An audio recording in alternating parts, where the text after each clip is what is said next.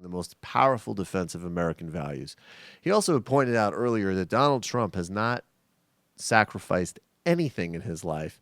And Donald Trump, of course, can't let that stand. He needed to tell everybody about the great sacrifices that he has, in fact, committed in his life. This is Donald Trump speaking on ABC This Week with George Stephanopoulos.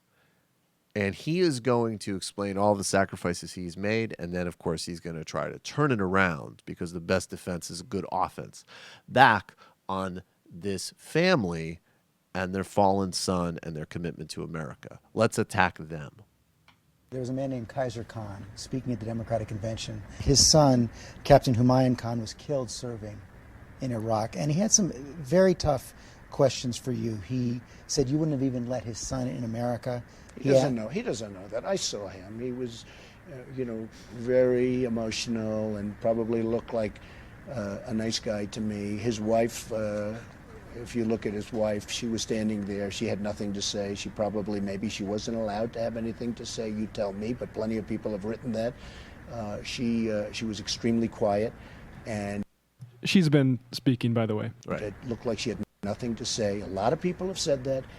And personally, I watched him. I wish him the best of luck, George. What would you say to that, Father? Well, I'd say we've had a lot of problems with radical Islamic terrorism. That's what I'd say.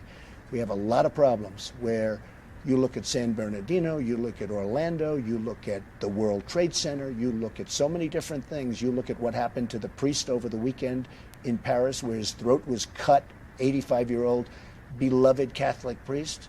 You look at what happened in Nice, France, a couple of weeks ago. I'd say you got to take a look at that because something's going on and it's not good. He said you have sacrificed nothing and no one. Well, that sounds, who wrote that? Did Hillary's scriptwriters write it? How would you answer that, Father? What sacrifice have you made for your country? I think I made a lot of sacrifices. I work very, very hard. I've created thousands and thousands of jobs, tens of thousands of jobs. I think those are sacrifices?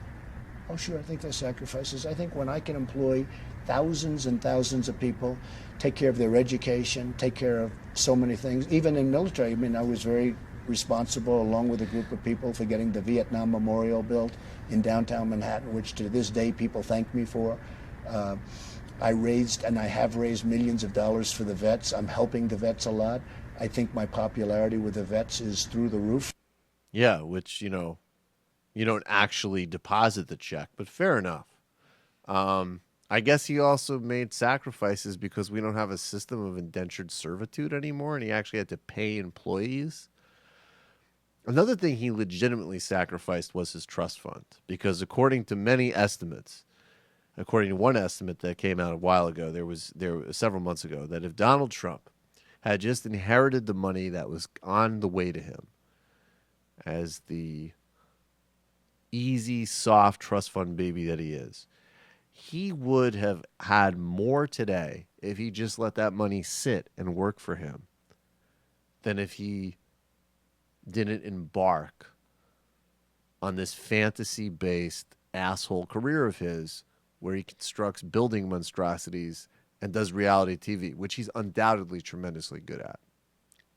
I don't know if that's a sacrifice, though. It sounds close to a sacrifice. He wasted all of that time making less money than he could have just made automatically. All right, fair enough. That's I guess effort. he sacrificed himself at the altar of himself.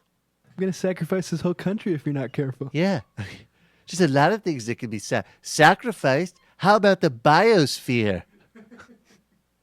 How about the ability to inhabit planet Earth? How's that for a sacrifice? By the way, there are a lot of things going on. I love how he says that too. He's just like, wasn't that, maybe that was Hillary's speechwriter. Like he says, like he's so sad. Hello, you. I'm Sam Seder. Looking for smart progressive talk that is occasionally amusing? Well, subscribe to our YouTube feed. Subscribe to our podcast. Like us on Facebook.